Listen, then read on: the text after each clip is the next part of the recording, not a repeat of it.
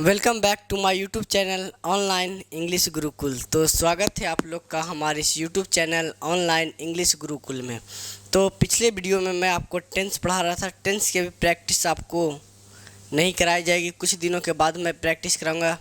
तो अभी मैं आपका एक फ्रेश टॉपिक जो कि बहुत ही अच्छा टॉपिक है, जिसको आप लोग सीखने के लिए बहुत ही बेताबले हैं। और इसे बच्चे लोग क्या करते हैं कि हिंदी के आधार पर सीखते हैं, जबकि इंग्लिश का कोई ऐसा टॉपिक है ही नहीं कि जिसको हम हिंदी के आधार पर सिखाएं। हाँ, हिंदी का इतना काम है कि जिससे आपका काम चल जाए, लेकिन आप हिंदी से पूरी ग्रामर को रिप्लेस कर देंगे, ये तो पॉसिबिलिटी है ही नहीं। तो चलिए, अब आपका समय ना बर्बाद करते हो, let's come to the point. Now we will start our class. चलिए भाई साहब, अब ये जो टॉपिक है आपका, इसको कहा जाता है मॉडल एक्सिलरी। क्या कहा था? Model axillary.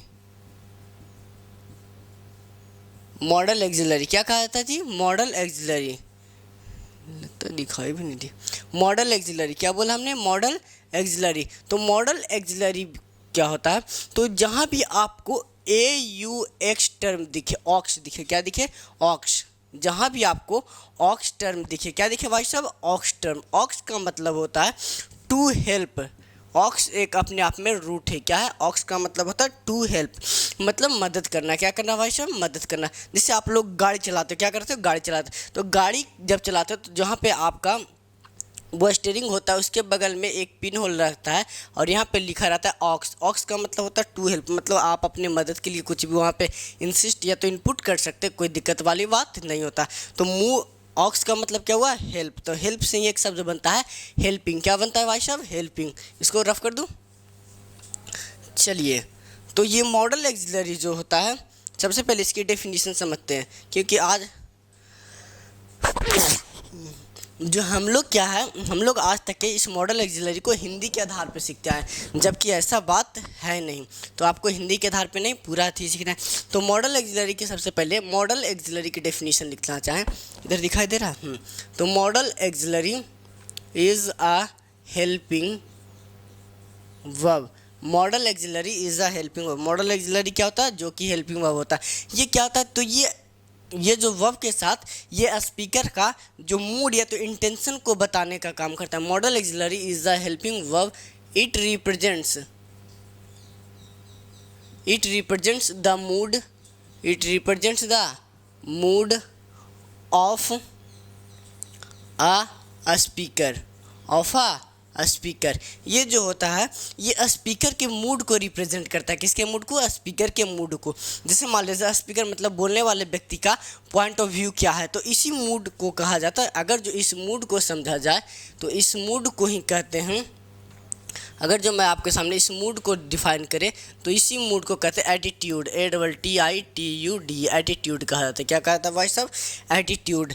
ऐसा नहीं समझना कि मैं आपको ऑनलाइन पढ़ा रहा हूँ, आपको एकदम इतना समझना है कि मैं आपको सामने पढ़ा रहा हूँ ऑफलाइन की तरह, तो ऑफलाइन की तरह ही ट्रीट करें, कोई दिक्कत वाली बात। अगर कोई भी डाउट होता तो मैं तो आपके पास अपना नंबर छोड़ ही दिया, तो आपको कोई भी प्रॉब्लम हो तो आप हमसे कंसल्ट ज़रूर कर लें, ठीक है। तो चलिए, एटीट्यूड। अब ये एटीट्यूड क्या होता है? ये एटीट्यूड वो एटीट्यूड नहीं जो लड़कियाँ खाती है, ना ना ना, गलत जा रहे हो बेटे। नहीं, एटीट्यूड नहीं कहता है कि ज़्यादा भाव खा लेना है, ऐसे बोलता है ना। हम लोग बेसिकली क्या करें, तो हम लोग तो अभी तो स्टूडेंट ही थे, तो हम लोग करते रहते थे ऐसे ही। तो एटीट्यूड को ही कहा जाता है, लेकिन ऐसा बात नहीं है भाई साहब। एटीट्यूड को कहा था पॉइंट ऑफ व्यू। क्या कहा था भाई साहब? Point of view. Point of view at a point of time. At a point of time, इसी को कहा जाता है एटीट्यूड। क्या कहता है? Attitude. Point of view at a point of time, मतलब जो स्पीकर होता है उसके भाव, जब वो बोलता है तो उसका भाव, जिसको हिंदी में, माफ़ कीजिएगा मैं हिंदी नहीं पढ़ाता, भाव, या फिर इसी को कह सकते हैं स्वभाव, यानी उसका विचार कह सकते हैं। नहीं समझ में आया तो विचार, जो कह लो भाई साहब, यानी बोलने वाला व्यक्ति का भाव या तो विचार या तो उस स्पीकर का इंटेंशन क्या है, इरादा क्या है, उस चीज़ को बताता है। कौन? Model axillary. क्या होता है? Model axillary. इतने दूर में कोई की दिक्कत है? जैसे मान लीजिए मैं आपको बेसिकली सिचुएशन चेंज करूंगा, आपका मतलब मॉडल एक्सिलरी बदल जाएगा। यानी जैसे जैसे मॉडल एक्सिलरी यूज़ करते जाएंगे आपका सिचुएशन क्या हो जाएगा? बदल जाए। जैसे मान लीजिए आप जहाँ पे भी बैठे हुए इस क्लास में, जहाँ भी आप लोग बैठे हुए हैं, ये मत समझना कि मैं आपको लाइव एक कैमरे को पढ़ा रहा हूँ, नहीं, मैं आपको पढ़ा रहा हूँ और आप मुझसे पढ़ रहे हैं, समझ में आया? तो आपको रटने की ज़रूरत है ही नहीं। चलिए ठीक है, चलिए अब मान ले जाए आप जहाँ पे भी बैठे हुए उस कमरा में बेंच उंच मान ले जाए हम हटा दें और आपको कहें कि भुइयाँ पे बैठो, मतलब ज़मीन पे बैठकर पढ़ाई करो, तो आपका मूड क्या हो जाएगा? तब तो कहे साले मास्टर की तो खैर नहीं, मतलब आपका मूड क्या हो जाएगा? बदल जाएगा। क्या हो जाएगा? बदल जाएगा। लेकिन मान लीजिए जहाँ पे आप बैठे हुए इस बेंच को हटाकर आपके लिए एक रिवॉल्विंग चेयर लगा दिया जाए और आपके खाने पीने सारे एकदम रोमांटिक लाइट सब चीज़ लगा दिया जाए, तो आपका मूड फिर क्या हो जाएगा? बदल जाता। तो कहेगा वाह बेटे मास्टर तो मौज कर दी, यही ना बोलेगा जी। तो आपका मैं केवल आपका मूड चेंज कर रहा हूँ। क्या चेंज कर रहा हूँ भाई साहब? मूड। और सिचुएशन अपने आप चेंज हो रही है। यानी मूड को बताने के लिए किसका यूज करेंगे? मॉडल एक्सिलरी का। किसका यूज करेंगे भाई साहब? मूड को ही बतलाने के लिए मॉडल एक्सिलरी, मॉडल एक्सिलरी का प्रयोग करते हैं। मूड को बतलाने के लिए किसका यूज करते हैं? Model axillary. समझ में आया? तो ये मूड ही होता है जो पॉइंट ऑफ व्यू को बतलाता है कि ये एक व्यक्ति का पॉइंट ऑफ व्यू क्या है। इतना बात समझ में आया? कोई दिक्कत है? नहीं। आप लोग इसे स्क्रीनशॉट लीजिए। चलिए हो गया? कोई दिक्कत है? चलिए अब ये मॉडल एक्सिलरी होता क्या है? सबसे पहले क्या ज़रूरत पड़ेगी? अच्छा कोई बता सकता है कि हम लोग में क्या होता है बच्चों? जब सीधा क्या किया जाता है बिहार शरीफ? सीधा कहा जाता है बेटे इसके साथ ये फिक्स आता है, इसके साथ अरे चचा इसके साथ कुछ नहीं फिक्स आता है।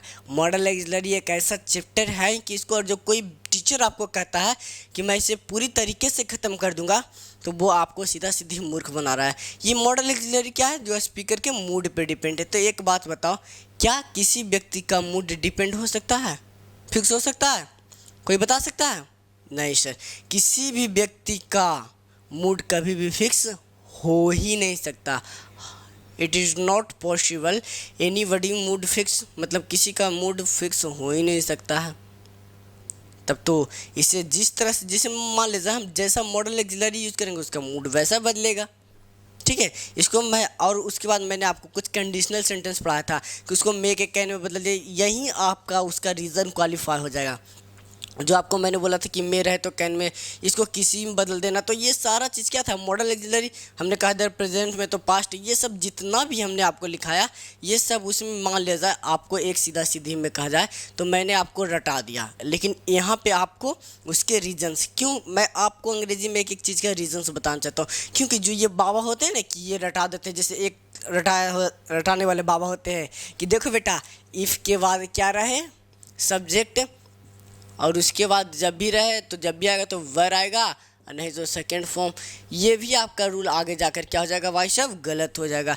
हाँ, ये कब आएगा जो हम आपको बताएंगे। चिंता काहे कर रहे हो बे? जब तेरा गुरु तेरे साथ है तो तुम्हें चिंता करने की कोई ज़रूरत नहीं है।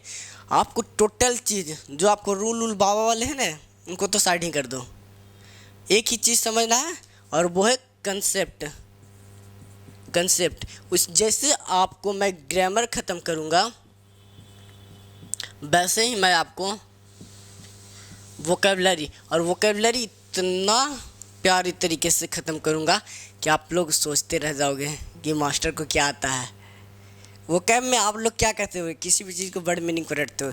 रटना नहीं, एक ही मीनिंग का बहुत सारे अर्थ होते हैं। अब उसका यूज किस तरह से हो रहा है वो मैं हर एक दिन मैं आपको 2 से 4 वर्ड, मतलब शुरुआत में मैं 2-4 आपको इंटरेस्ट बढ़ाने के लिए यूज़ करूँगा। ठीक है, तब तक इसे मिटा दें।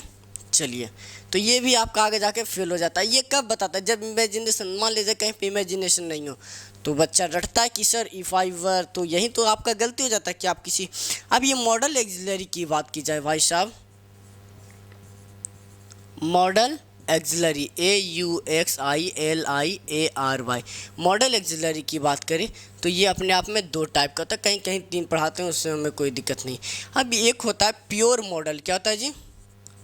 Pure model. और एक होता है सेमी मॉडल, SEMI, सेमी, या फिर कहीं कहीं डिफेक्टिव, DEFECTIV, डिफेक्टिव। और डिफेक्टिव नहीं तो कहीं कहीं मार्जिनल दिया जाता है, MARGINL, marginal model, marginal model. अच्छा कोई बता सकता है कि प्योर मॉडल कौन कौन है? बताइए। प्योर मॉडल, जी जी जी, हम आपकी बातों को सुन रहे हैं। ये मत सोचिएगा कि मैं आपकी बातों को नहीं सुन रहा हूँ, सुन रहा हूँ। अब ये मार्जिनल में भी कुछ आ जाता है। जैसे प्योर मॉडल की बात करें तो प्योर में हो गया मे, माइट, कैन, कुड। क्या हो गया भाई साहब? Can, could. Will, would. क्या हो गया? Will, would. Shall, should, shall, should. Ought to, ought to. इसको आउट टू नहीं, आट टू। क्या पढ़ा था? Ought to, out to. जैसे लगता है सामने रख जबड़े जा ऐसा बोलता है आउट टू, ना ना ना, आट टू। क्या? आट टू। आट टू हो गया मस्ट। क्या हो गया? मस्ट। उसके बाद हैज टू, हैव टू। और हैव टू भी होता है, हैड टू भी होता है, वो तो इसी को पास्ट लिख देते हैं। हैव टू का हैड टू कर देते हैं, हैव टू को हैड टू में बदल देते हैं। चलिए, ये हो गया आपका प्योर। प्योर की बात करें तो प्योर इसमें कुछ होता है, आगे बताएंगे। मार्जिनल में या फिर नीड या फिर डिफेक्टिव सेमी, जैसे हमने बोला नीड, क्या बोला? डेयर और यूज्ड टू। नीड, डेयर और यूज टू। ये नीड, डेयर और यूज टू, अगर कोई व्यक्ति आपसे पूछे कि इसका नाम सेमी क्यों पड़ा, सेमी का मतलब क्या होता है? सेमी का मतलब क्या होता है? सेमी का मतलब होता है आधा। क्या होता है भाई साहब? आधा। और आधा नहीं, आधा। सेमी का मतलब क्या होता है? आधा। अच्छा, जब आपको हम पढ़ा रहे थे तो आपको हमने एक ही चीज़ बताया था कि सेमी का मतलब हुआ आधा। नीड, डेयर और यूज टू। तो ये नीड और डेयर और यूज टू की बात करें तो ये सेमी मॉडल ऑक्सिलरी है। मतलब ये अपने आप में कहा जाए तो ये अपने आप में मेन वर्ब भी है और ये अपने आप में हेल्पिंग वर्ब भी है। कोई दिक्कत, मतलब मॉडल ऑक्सिलरी भी है और हेल्पिंग। अब ये कब किस तरह से काम करेंगे वो तो मैं आपको आगे क्लियर कराऊंगा है, उसके लिए तो हम हैं ही। ठीक है, चलिए आप इतने चीज़ को देखिए सबसे पहले। चलिए, आप, आई होप आपने स्क्रीनशॉट ले लिया होगा, मिटा दूँ? चलिए,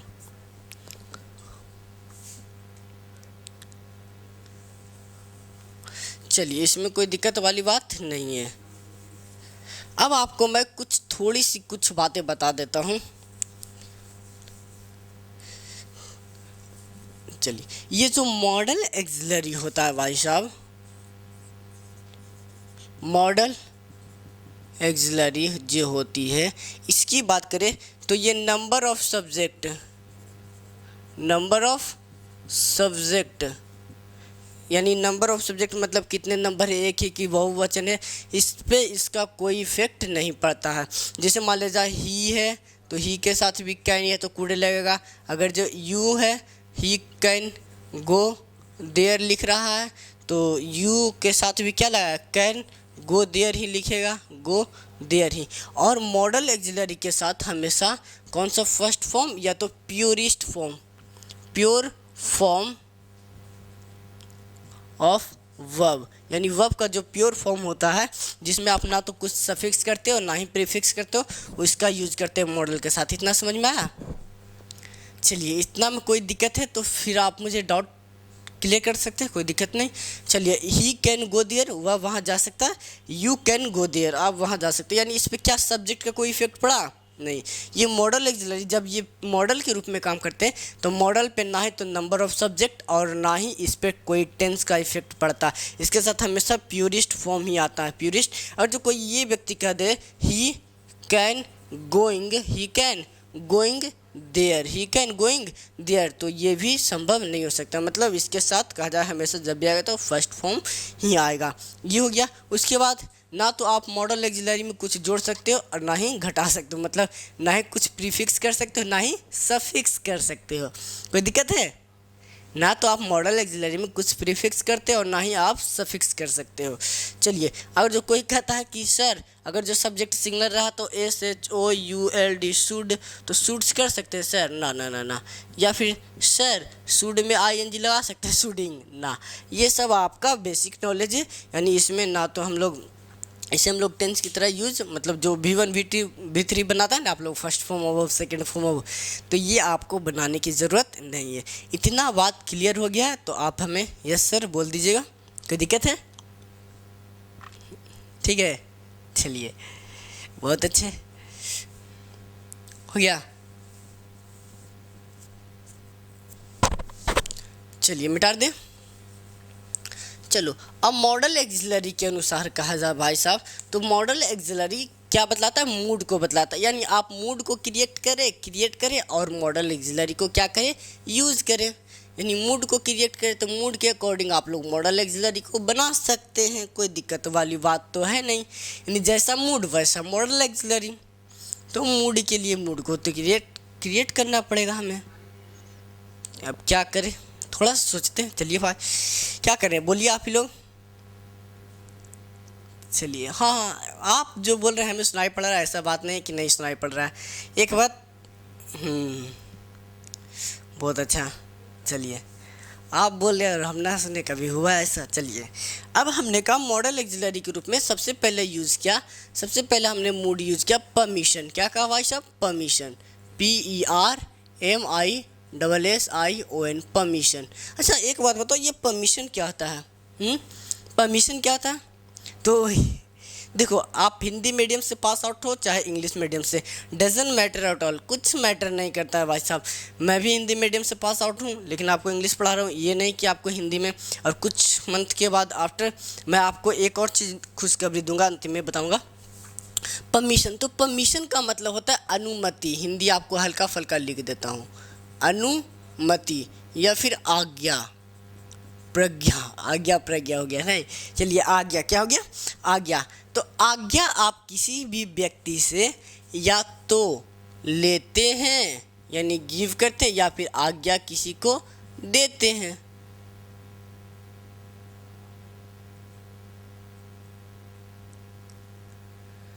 चलिए, आप किसी से आज्ञा लेते हैं या फिर देते हैं, उसमें कोई दिक्कत वाली बात नहीं है। तो परमिशन के लिए दो मॉडल एक्सिलरी यूज करते हैं। एक तो हो गया आपका कैन और एक हो गया आपका मे। चलो इसको उलट के लिख देते हैं, मे और कैन लिख देते हैं। चलिए, एक तो आपका हो गया मे और एक तो हो गया आपका कैन। चलिए, अब ये समझाने में अच्छा रहेगा। अब ये मे और कैन दोनों का हिंदी, देखो मैंने आपको पहले ही बता दिया कि आपको इसको हिंदी के आधार पे नहीं सीखना है। किसके आधार पे नहीं सीखना है? हिंदी के आधार पे। जो हिंदी के आधार पे आज तक के सीखते आए हैं उनसे पूछ लीजिए कि उनका क्या अंजाम हुआ होगा। तो इसलिए मैं आपको कहना चाहता हूँ, हिंदी नहीं, आपको जो इसका सटीक मीनिंग होता है वो आप लोग निकालने का प्रयास करें, कोई दिक्कत नहीं होगी। चलिए, हमने सबसे पहला मे और कैन। तो मे की बात करें तो मे का प्रयोग हम लोग फॉर्मल में करते हैं। मे का प्रयोग, अच्छा आप लोग ये एक बात बता दीजिए, जब मैं आपको इंग्लिश में टेंस पढ़ाया था तो इंग्लिश की बात करें, इंग्लिश एक क्या है भाई साहब? लैंग्वेज है। क्या है? लैंग्वेज। बहुत ही अच्छा, आप लोग भी नियाज हैं, लैंग्वेज है। और लैंग्वेज में दो तरह का होता है। ये लैंग्वेज की बात करें तो एक होता है आपका फॉर्मल। क्या होता है भाई साहब? फॉर्मल। और एक होता है इनफॉर्मल। इसमें कोई दिक्कत वाली बात नहीं है। एक होता है फॉर्मल और एक होता है इनफॉर्मल। अब ये फॉर्मल क्या होता है, इनफॉर्मल होता है, उसके बारे में समझाते हैं। इसको मैं रफ कर दें। चलिए, अब ये फॉर्मल क्या होता है भाई साहब, इनफॉर्मल क्या होता है, अब इसकी नॉलेज तो मुझे है नहीं। चलिए, मैं आप ही लोग से सीखता हूँ। मैं जो भी सीखता हूँ आप ही लोग से सीखता हूँ। ऐसा नहीं कि मुझे सारा चीज़ आता है, नहीं, मैं आप ही से सीखता हूँ और सिखाने का प्रयास करता हूँ। एक ही चीज़ समझना है। तो सबसे पहले समझते हैं भाई साहब, ये मे फॉर्मल क्या होता है और कैन की बात करें, इनफॉर्मल बिहेवियर होता है। इनफॉर्मल क्या यूज होता है? इनफॉर्मल। अच्छा, मे फॉर्मल कहने का मतलब, मान लिया जाए आप लोग जिनसे, जो भी आप लोग मुझसे पढ़ रहे हैं, या तो मुझसे कोई लोग छोटे होंगे या तो कोई लोग बड़ा होगा, यही ना होगा जी। या तो बड़े होंगे आप लोग या तो हमसे छोटे होंगे, कोई दिक्कत वाली बात नहीं है। आप चाहे हमसे बड़ा हो चाहे छोटा हो, लेकिन फिर भी मैं आप लोग को क्या कहता हूँ? आप कहता हूँ। क्या कहता हूँ? आप कहता हूँ। अच्छा, इस आप कहने का पीछे का कारण क्या है बताइए? मैं आपको आप कह रहा हूँ तो कारण क्या है? बहुत अच्छा, जी जी जी, आप सुन, जी सर, आप हमारी रिस्पेक्ट कर रहे हैं। क्या कर रहे हैं? रिस्पेक्ट। अगर चलो ठीक है भाई, यानी आप कहने का मतलब, मैं मतलब फॉर्मल आपको मैं आप कह रहा हूँ तो फॉर्मल मतलब मैं आपको क्या कर रहा हूँ? रिस्पेक्ट कर रहा हूँ। ठीक है भाई साहब, यानी आपको क्या कर रहा हूँ? रिस्पेक्ट कर रहा हूँ। क्या कर रहा हूँ? रिस्पेक्टफुल, मेरा अंदाज क्या है, आपको रिस्पेक्ट करना, ठीक है। अगर मैं आपको आप कर रहा हूँ तो उधर से उम्मीद भी मैं क्या करता हूँ, आप ही कहिएगा आप भी हमें, कि कोई ऐसे नहीं कहे अरे मास्टर इधर आ, ऐसा तो नहीं बोलेगा, ऐसा नहीं बोलेगा भाई, तो बर्बाद हो जाओगे बेटा, सीधा बोल देते हैं। तो मैं आपको आप कर रहा हूँ तो आप भी मुझे क्या कहिएगा, आप ही कहिएगा, चलिए कोई दिक्कत नहीं। उसके बाद कहा जाए तो ये जो फॉर्मल होता है इसका कोड ऑफ कंडक्ट जो होता है फिक्स होता है, code of conduct, code of conduct, code of conduct की बात करें, जैसे मान लीजिए आप कहीं होटल गए, कहाँ गए, होटल, होटल में गए, आपके सामने वेटर आया, कौन आया, वेटर आया, उसने बोला may I have your order sir, मतलब आप क्या ऑर्डर लीजिएगा, या तो मैम है तो मैम बोलेंगे, या तो मैडम है तो मैडम, जे भी रहे। तो वो वेटर आया तो उसका कोड ऑफ कंडक्ट होता है जो एक सेमी एटीट्यूड, यानी एक फिक्स उसका कोड ऑफ कंडक्ट होता है। वो आपके सामने आएगा तो ये तो ऐसे नहीं कहेगा क्या डेट पे चलती है, नंबर चाहिए, ऐसा तो नहीं बोलेगा, ऐसा तो नहीं बोलेगा, क्योंकि उस वेटर का वहाँ पे कोड ऑफ कंडक्ट क्या है, फिक्स है, क्या है, फिक्स है। वो तो ऐसा नहीं बोलेगा कि आते ही आपको पे ऊपर लाइन मार लेगा कि चलिए आप पूरे चलिए डेट पे लेके चलते हैं, ऐसे ऐसे डिस डेट तो नहीं बोलेगा। उसका एक कोड ऑफ कंडक्ट क्या है भाई साहब, फिक्स है। वो आपसे ज़्यादा पूछ सकता है मैम क्या ऑर्डर लीजिएगा, आप खाने में क्या खाइएगा, कॉफ़ी ड्रिंक कुछ भी, तो ये उसका कोड ऑफ कंडक्ट। जैसे मान लीजिए मैं जब आप लोग के सामने आता हूँ तो मेरा भी कोड ऑफ कंडक्ट क्या है, फिक्स है। मैं आप लोग को जो भी जब भी आता हूँ आप लोग के सामने तो मैं एक ही चीज़ कहता हूँ कि मैं आपको सिलेबस से रिलेटेड चीज़ें पढ़ाने का काम करता हूँ। मैं किसी व्यक्ति को पर्सनल लाइफ को लेकर कोई एक्सपीरियंस नहीं देता हूँ कि अपने पर्सनल लाइफ में तुम ये करो वो करो दिस करो डेट करो, ना ना, ये हमसे ना हो पाएगा। किसी को मतलब मैं अपने पर्सनल लाइफ को लेकर किसी को दूसरे को सजेशन नहीं देता हूँ कि हाँ बेटा ऐसा करो वैसा करो, यानी मेरा भी कोड ऑफ कंडक्ट क्या है, फिक्स है। यानी सारा चीज़ घुरा फिरा के बात की जाए तो एक ही चीज़ पता चलता है कि मैं आपके क्लास में आता हूँ, आपको पढ़ाता हूँ और जाता हूँ। बाहर की बात कुछ और है, उससे कोई दिक्कत नहीं। इनफॉर्मल की बात करें तो इनफॉर्मल जो होता है ये फ्रेंडली बिहेवियर को बतलाता है, friendly behaviour,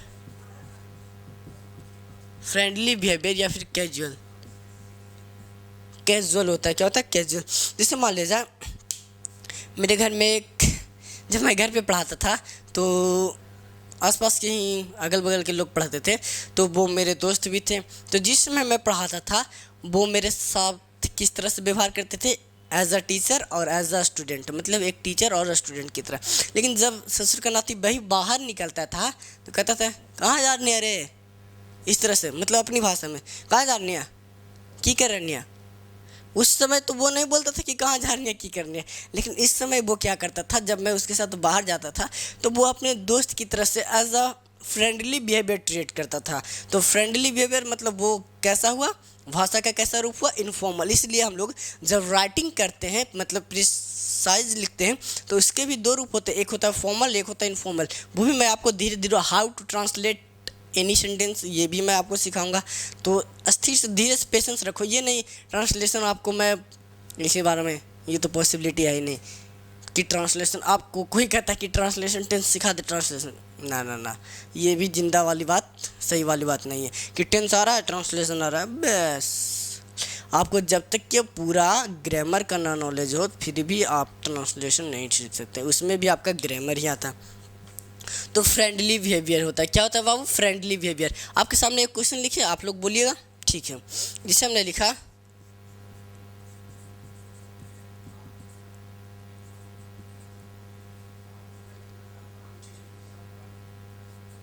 yes you,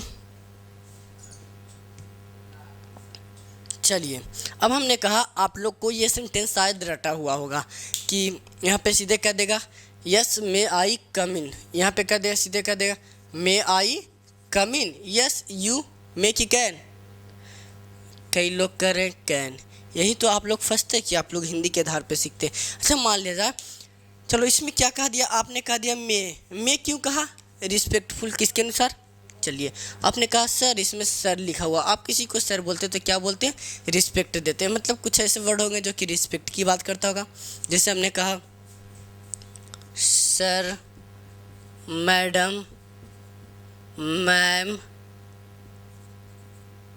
ma'am, उसके बाद विथ रिगार्ड, विथ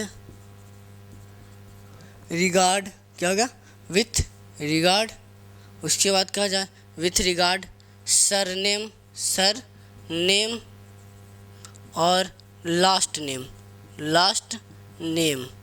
ये सब बेसिकली फॉर्मल की बात करता है।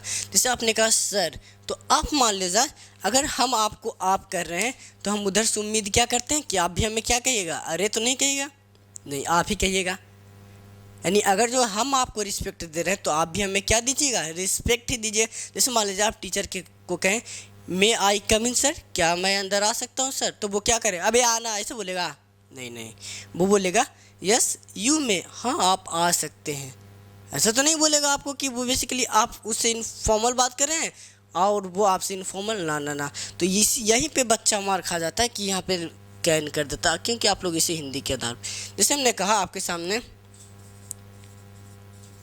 Rahul use your phone, Rahul use your phone, sorry dear, sorry dear you. चलिए आप इसमें आप बताइए, अब राहुल किसी व्यक्ति का नाम ले रहे हैं, क्या ले रहे हैं, नाम। तो नाम ले रहे हैं तो वो अपने आप में क्या हुआ, फॉर्मल हुआ, क्या हुआ, फॉर्मल।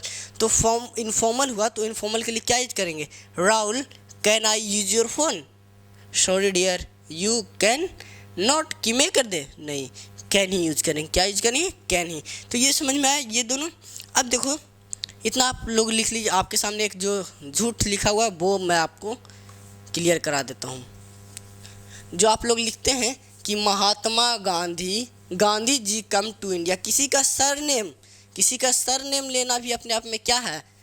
जैसे मान लेगा मैं अपने सर की बात करूं तो मेरे सर का नाम हुआ गोपाल वर्मा, तो गोपाल को साइड करो, वर्मा अपने आप में क्या हुआ, सरनेम। तो आप किसी को सरनेम ले रहे हैं तो वो आपको क्या दे रहे हैं, आप उसे इज्जत दे रहे हैं। जैसे मेरे नाम की बात करें तो मेरा नाम हुआ नीतीश वर्मा, तो नीतीश को साइड करो, वर्मा, तो वर्मा भी तो एक सरनेम हुआ, तो आप मुझे क्या वर्मा करके क्या इज्जत नहीं दे रहे हो। तो लेकिन कुछ लोग लिखते हैं Gandhi ji, Gandhi ji came to India, Gandhi ji came to India in 1915, क्या ये सेंटेंस सही है। अच्छा गांधी बोल के तुम उसको इज्जत दे ही रहे हो गांधी जी को, तो फिर क्या जिले वाले से ज़्यादा इज्जत दे रहे हो। ग्रामेटिकली कहना ये गलत है। दूसरा बात, हम लोग पढ़ क्या रहे हैं, इंग्लिश, और शब्द किसके यूज कर रहे हैं, हिंदी के। ये जी किसके शब्द है, हिंदी के, तो ये कैसे ये तो लॉजिकल है ही नहीं। तो आप लोग जो जैसे मान लीजिए हम लोग लिखते हैं मोदी विजिटेड टू कश्मीर, तो क्या यहाँ पे मोदी जी लिखता है, मोदी नहीं लिखा था, मोदी अपने आप में एक सरनेम है। जैसे अंबानी, तो अंबानी अपने आप में क्या हुआ, सरनेम, जो कि अपने आप में रिस्पेक्टफुल है, ठीक है। तो आप किसी भी चीज़ को लेकर रटने का प्रयास ना करें, सीखने का प्रयास करें, ठीक है। चलिए ये समझ में आ गया आपको, यानी किसी का सरनेम लेना अपने आप में फॉर्मल होता है, तो ये समझ में आ गया। चलिए अब जिन्होंने मेरा पिछले लेक्चर नहीं देखा तो आप चाहे मेरे पिछले लेक्चर को देखकर चैनल को subscribe, like, share and subscribe ज़रूर करें। आप सपोर्ट करेंगे तो ही मुझे मोटिवेशन मिलती है, तो आपके लिए मैं वीडियो बनाऊंगा। और आपको ऐसा नहीं कि आपको मैं पूरा ग्रामर, ये मेरा 100% है कि आपको ग्रामर में कोई भी चीज़ कभी रटने नहीं दूंगा। इंग्लिश को if you want to really learn English you relate in your real life, तो आपको इसे सीखना है तो ये आपको रियल लाइफ से रिलेट करना पड़ेगा। नहीं तो बाबा तो है ही आपके रूल लिखाने वाले, जो बाबा बैठे हुए, नहीं ये बात गलत है। मैं आपको रूल कभी नहीं लिखाऊंगा, आपको रियल लाइफ से रिलेट कर सिखाऊंगा, ठीक है। तब तक के लिए Radhe Radhe, love you to all. मिलते हैं नेक्स्ट वीडियो में। कोई दिक्कत अगर आपको होता है तो आप हम पे फ़ोन या फिर कॉल या तो मैसेज ज़रूर कर दें। हाँ सुबह में मैसेज या तो फ़ोन करें, शाम में तो हमारी खुद की मतलब मैं खुद ही लाइब्रेरी ज्वाइन किया हुआ रहता हूँ 12 घंटा, तो आपसे पॉसिबिलिटी है नहीं कि बात कर सकूँ। तो जो कोई भी दिक्कत हो तो आप हमें कॉल कर दें।